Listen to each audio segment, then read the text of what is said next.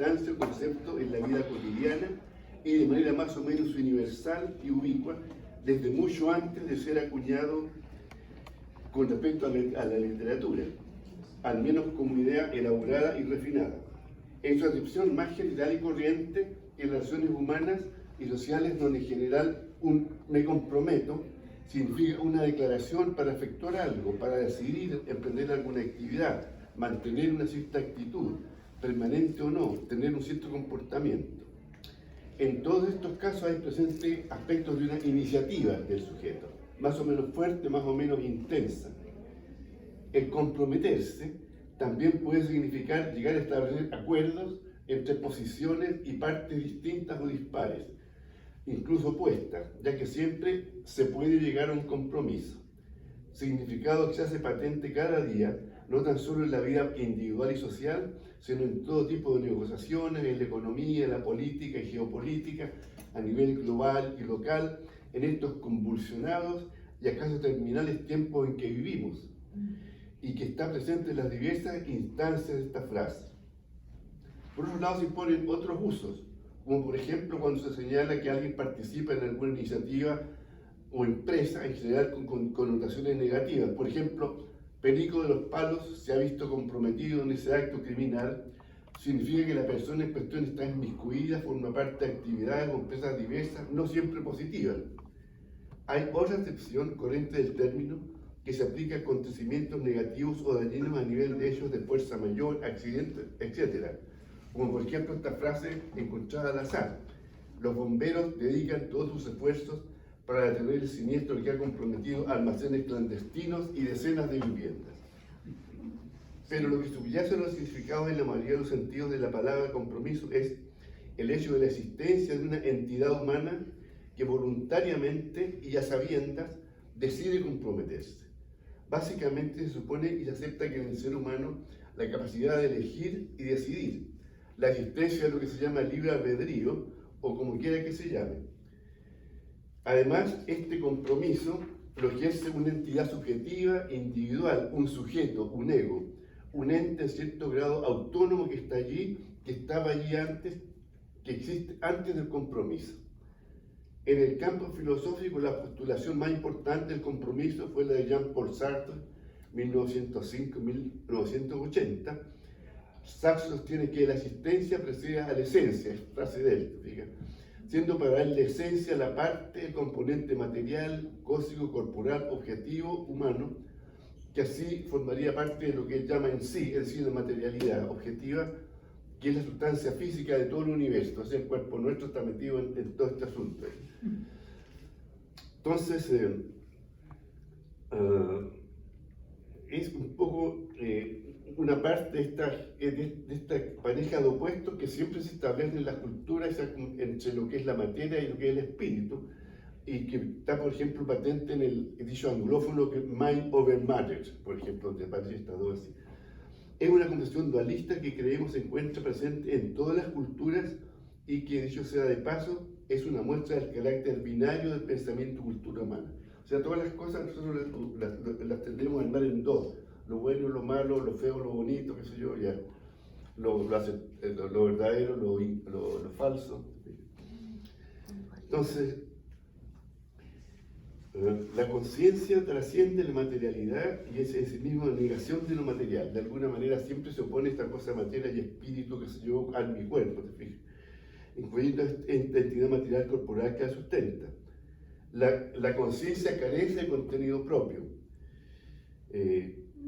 Hay que imaginárselo como un recipiente vacío, de alguna manera ansioso que algo la llene. Es como lo que llaman trascendencia vacía. Y eso no es una condición negativa de que falte sentido, sino que, como diría Martin Heidegger, que es un filósofo alemán de 1889-1976, tiene una connotación positiva.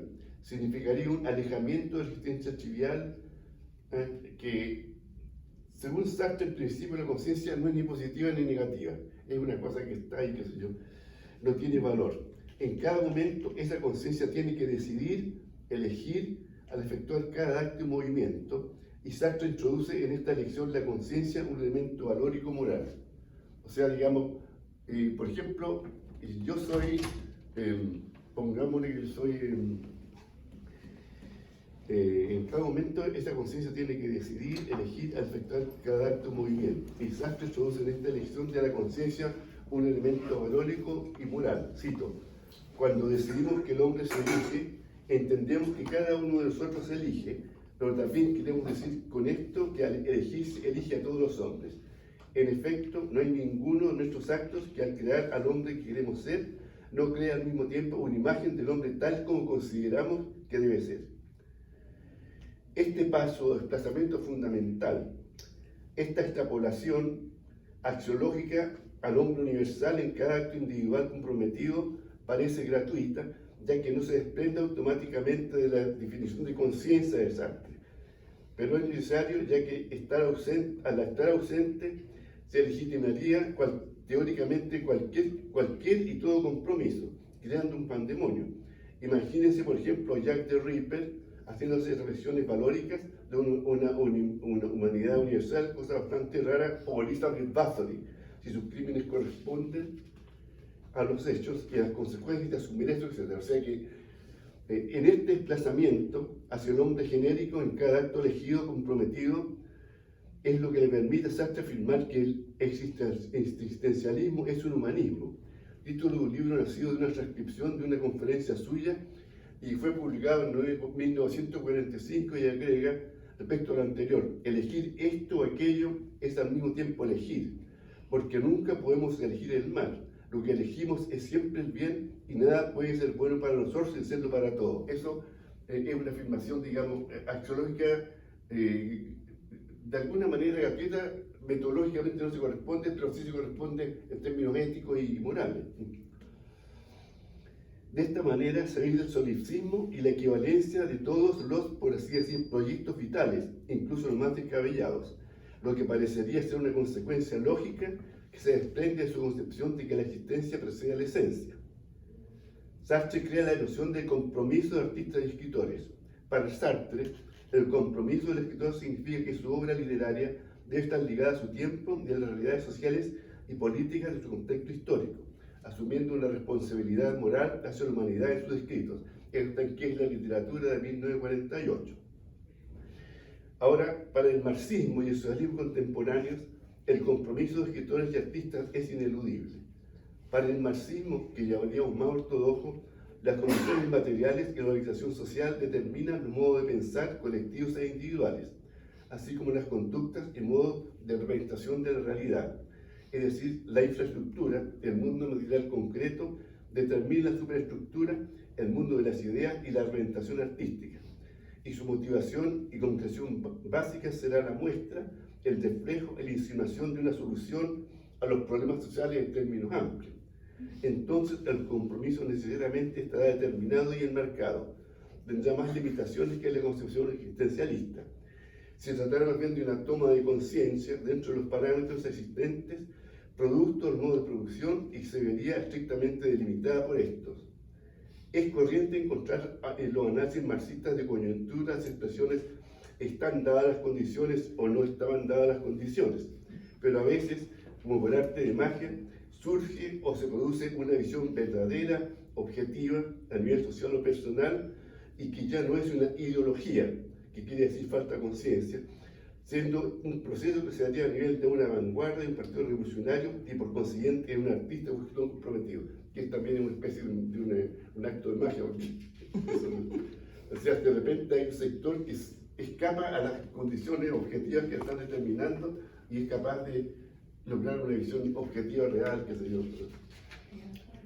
El compromiso ha sido una constante tanto en la literatura progresista o que se quiere revolucionaria, no tan solo chilena, tanto al interior como en la diáspora exilio chilenos. El compromiso ha adoptado diversas formas, teniendo algunos rasgos prevalecientes que no obstaculizan la presencia de ciertas instancias y otros elementos que podrían destacarse, y de eso no vamos a verlo todavía. El lenguaje utilizado por la literatura comprometida se supone que debe ser lo más universalmente accesible que se pueda, ya que implícitamente se trataría de hacer llegar un mensaje a las vastas mayorías poseídas destinatarias de ese mensaje, que aunque así no lo parezca, en esta etapa aparentemente brillante y virtual, no han desaparecido, sino que han adoptado formas diferentes. O sea, de alguna manera todavía existe, digamos, por así llamar, división de clases, que se yo, está imprimido, opresores, gente que aprovecha la plusvalía, gente que la produce, etc. Si el arte y la literatura comprometidos han logrado despertar conciencias y lograr nuevos reclutas combatientes, activistas o votantes, es discutible. Lo que sí es innegable es que entre el activismo y la educación política y social no se pueden mantener en el vacío, y esta literatura comprometida sirve como un elemento dentro de un entorno que permite el activismo o la participación comunitaria, organizacional e individual en general.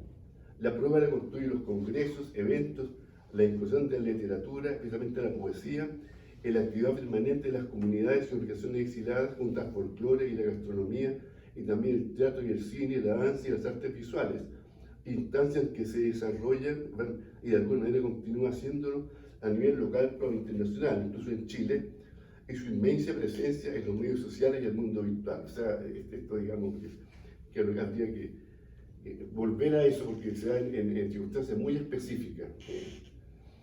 Pero el ejercicio de la literatura comprometida y la militancia o el partidismo políticos no son necesariamente coincidentes. Y así, a manera de ejemplo, podemos mencionar a la Escuela de Santiago, grupo poético histórico chileno, generalmente situado entre los poetas de los 1960, todos cuyos integrantes estuvieron exilados en su momento y que militaban, habían militado o tenían posiciones cercanas al movimiento izquierda revolucionaria, MIR. Pero su poesía era una poesía que no calzaba con las expectativas y presuposiciones estilísticas y formales de la poesía comprometida, ya que hacían textos polifónicos, intergenéricos y experimentales que en general se pueden considerar como de vanguardia, que es vista en general como no propia e inclusive opuesta a la poesía comprometida más canónica. Ya George Lucas, 1885-1971, uno de los principales iniciales teóricos marxistas, mantenía una postura crítica hacia la vanguardia artística, defendiendo el realismo, además de que pensaba que la vanguardia era un reflejo de la decadencia. También, a manera de ejemplo, está el caso de Edmundo Magaña, destacado antropólogo ya fallecido y es militante de la vanguardia organizada del pueblo, una organización de la izquierda revolucionaria de fines de los 60 y comienzos de los 70 en Chile, que hacía una poesía muy lúdica, como lo expresa este poema de Crónicas de Provincia, un manuscrito suyo que me traje a Canadá. Sobre la mesa del billar, entre las bolas, la abuela mecía a nuestro hijo tan lejano. Un retrato de Bakunin movía los ojos. Lenin tomaba café con pona negra. Nos dijo que guardáramos los tubos de dentríficos para hacer balas y las botellas de pisco para las bombas Molotov. Las bombas Molotov, por fin, y galopamos tanto sobre la Wolf 359 que mi tumba se resistió. Las tumbas son un buen escondite. Y también las bombas incendiarias, una botella de pisco, benzina, gasa y fósforo, ¡boom! Mi maestro dijo: tú andarás siempre con la soga al cuello. En mi caso personal no siempre ha sido posible conciliar la vertiente, por así decir, vanguardista de mi producción poética con la parte que podría llamar comprometida. Así, en La calle, un libro de 1986 publicado en Chile, leemos: cuando se acabaron las imprentas y los mimeógrafos, quedaron la papa, el jabón y el corcho. Cuando se hubo terminado con los mitines, quedaron las parejas de enamorados, las iglesias y los cinematógrafos. Cuando se acabaron los centros comunales, quedaron las cárceles, los clubes de rayuela, los encuentros casuales en el centro. Cuando se acabó la carne, el pan, la leche, nadie vio la parada militar aquel 18. Ahora, en Elevacionista, que es un libro, mi primer libro publicado, que se llama en 1981 aquí, hay un poema que se llama Asamblea de Codornices, y ya iba a leer, le voy a leer un poco de esto. No ha cambiado lo fundamental nuestro set de alimentos. Más vale un pájaro en la mano. Reconócelo estableciendo la comparación con los autos provistos de bares, los rascacielos que llegan a colgar selvas en sus terrazas más altas. Abajo, en los atardeceres, pululamos grupos étnicos ensoberbecidos por la proximidad de la noche. Sintámonos pobres, alimentemos palomas grises en el patio interior de los conjuntos habitacionales. Ocasionalmente, ante las vitrinas del centro, comparemos la estructura de los maniquíes, la dulce textura de los trajes. El sábado en la mañana, los inmigrantes repletan el McDonald's. Explotan como granadas maduras los conflictos en diversas partes, echando a rodar los rojos granos de multitudes, densas o raleadas, siempre hacia el centro de la ciudad, en procura de catedrales, embajadas, con éxito desigual, plazos de gobierno, and so on and so forth.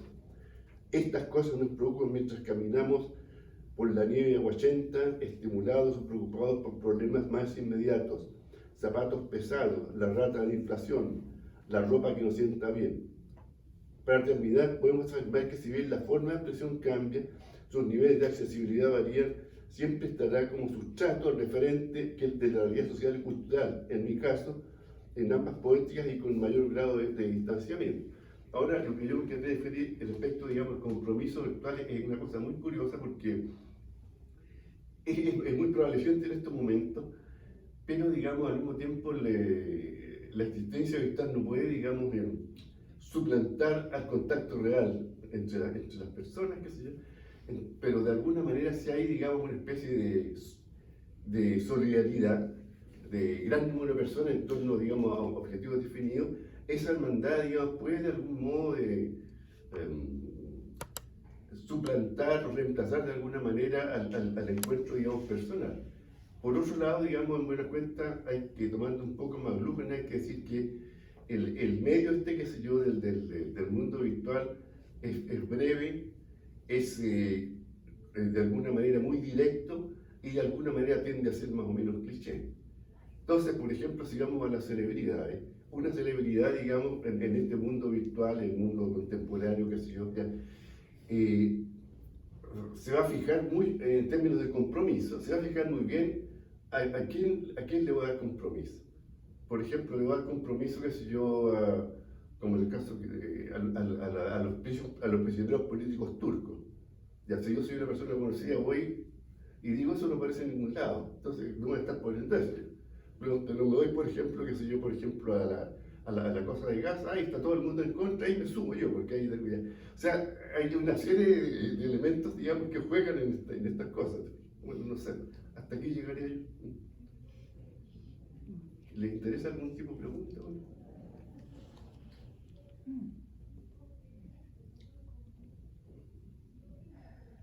Bueno, la noción del compromiso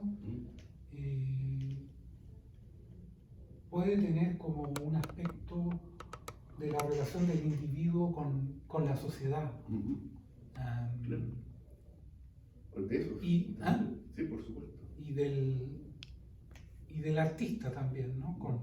Con la sociedad. Son cosas diferentes, pero en los años 70 se hablaba del compromiso político. Se hablaba de cantantes comprometidos, de artistas comprometidos. Y entonces en español la palabra compromiso tiene una carga que significa de izquierda, yo creo. Eso, fíjate, curiosamente, eso para nosotros.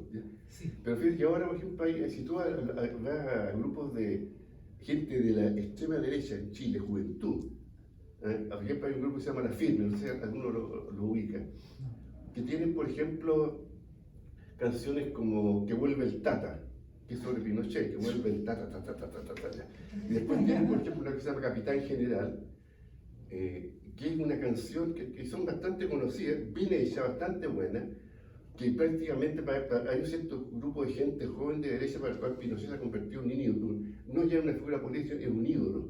Sí. Entonces es una cosa rarísima. Por primera vez yo me he encontrado con música comprometida con la derecha, que es buena. Es una hueá, por ejemplo, que ya antes nosotros teníamos el predominio del arte y la literatura, qué sé yo, era lo mejor. Ahora que sale un grupo, por ejemplo, como ese, es bastante firme, qué sé yo, que ahora tenían, por ejemplo, una canción que fue muy discutida que se llamaba Hay que pitearse a Winter. Winter era un candidato, qué sé yo, que era más o menos bastante extremista, qué sé yo. Winter Echeverría, por eso que yo lo seguía un poco. Entonces el asunto es que hicieron una canción que era así, hay que pitearse a Winter, por ejemplo, llamando ellos llaman directamente a la acción armada, desde la derecha, esta gente. Lo que es para uno es bastante preocupante en estos momentos en que la derecha chilena ya no son los momios.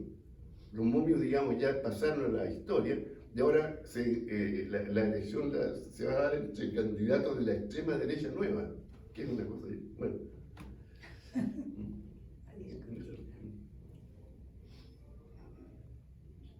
¿Me tengo que preguntar? ¿Yo? No, yo vine a escucharte, no estoy seguro de haber entendido algo nuevo. Ya. Tú planteas un tema... No es lo mismo, no es nada nuevo que sea. Ya. Lo nuevo es que ahora estamos más informados y mal informados también. Ahora yo podría, estoy diciendo algo totalmente improvisado, decir que depende cómo se entienda el concepto de compromiso. Bueno, en otra época, en la época en que éramos jóvenes, todo el mundo sabía que la palabra compromiso significaba compromiso con la izquierda. Bueno, lo cual podía tener su justificación en su época, en fin. Pero han pasado tantas cosas en el mundo que eso parece una posición bastante ingenua. Y yo creo que yo la cambiaría por un compromiso mucho más abierto, con valores más universales, que sea la justicia, que sea la mayor igualdad, cosas así, pero no con una causa, podríamos decir, política con nombre y apellido, porque eso me parece que ha quedado bastante atrás. Eso es lo que se me ocurre, repito, de forma improvisada. No, pero pasa, por ejemplo, ahora en estos momentos yo creo que es bastante más importante y más, inclusive más atractivo, compromiso, por ejemplo, con la cosa ambiental. ¿Sí? Bueno, eso también, una causa general, a eso voy. Claro. Sí, pero por ejemplo, ahora aquí Barry Gold es el sponsor de esto, ¿no? Uno de los sponsors. No, El sponsor no. principal. Sí, Sí. Uno de ellos. ¿En serio? sí, Del evento, sí. un poco de... El branding es bien especial. ¿En serio? Sí. Eso se logró a través de la Embajada de Ecuador. Ah, ya. Eso supe en las altas esferas de la feria. Diplomáticas. Ni idea. Ni idea tenía yo. ¿Ah? No tenía ni la Bueno, menor idea. se anunció ayer en la inauguración, en la recepción que hubo ayer, Silvia mostró en una pantalla todos los sponsors de la feria y ahí estaba Barry Gold. O sea, no es una sorpresa, no es un secreto. A mí me sorprendió. Yo no tenía idea, yo no vi, no. Bueno, Bueno. Entonces, muchas gracias. como decía nuestro tío, ¿cómo decía? El Pinocho. Bueno, ¿Cómo estamos de tiempo? Estamos No, estoy son las 4:30 más o menos. tal vez 10 minutitos. 4:28. ¿Cuánto tiempo tenía? ¿Media hora? No, lo que pasa es que traté de leer como más rápido. Entonces, el asunto es que eso pues, ¿tienen alguna otra inquietud o cosa que se pueda conversar porque le interesa un poco? A mí me pareció interesante la manera como comenzaste el relato. ¿Por qué? Sí, Lo que me interesaba muy también innovador. las cuestiones, digamos, de compromiso que Sí. las nociones, las diversas Claro. acepciones que tiene que ser. Y que entonces, pero es el que empezó con la cosa del artista comprometido por Sartre inauguró eso. Sí. Como concepto, aunque estaba antes, por supuesto. Sí. Sí, el problema es que Sartre se comprometió con Stalin. Entonces, eso creo que perjudicó bastante la noción de compromiso. Es cierto que en aquella época nadie se dio cuenta o nadie se quiso dar cuenta. O bueno, los troscos, por ejemplo, sí que se dan cuenta. Los troscos sí, pero los troscos siempre eran marginales. Pues sí. Sí, que Pero por otro, bueno, ya. Por otro lado, había una reivindicación de la figura de Stalin, que inclusive, no sé, Isaac Deutsch, que de Trotsky, hizo un libro que se llama Reivindicando a Stalin. Ah, no sabía. Sí. Es sorprendente. Sí. Pero que en realidad también por otro lado, digamos, el trotskismo es una cuestión que no tenía por dónde, cómo hacer una revolución, digamos, permanente y universal cuando está tratando de establecer un Estado socialista y no se podía. Pero yo creo que algunos de los ideales socialistas todavía son una revolución permanente, qué sé yo, y ¿cómo se llama? La revolución permanente. ¿Sí? Jorge, ¿tú crees en el socialismo? ¿Tú crees que da resultado? Y depende, porque hay un asunto. Los chinos, por ejemplo, dicen, bueno, es claro que el socialismo, pareciera, tengo la impresión de que el socialismo produce menos que el capitalismo. Entonces, ¿qué es lo que pasa? Los chinos dicen, bueno, aceptan eso, y ¿qué es lo que ellos producen su clase capitalista y desarrollan la industria capitalista? Entonces, ¿qué es lo que pasa en Chile? No, qué sé yo, bueno, los tipos, digamos, eluden la cosa y crean un Estado, entonces empiezan a dar trabajo al Estado, qué sé yo, pero eluden el problema de que en realidad, como sistema, el socialismo produce menos. Entonces, los chinos, ¿qué ellos crean su clase capitalista? Ellos la manejan, entonces,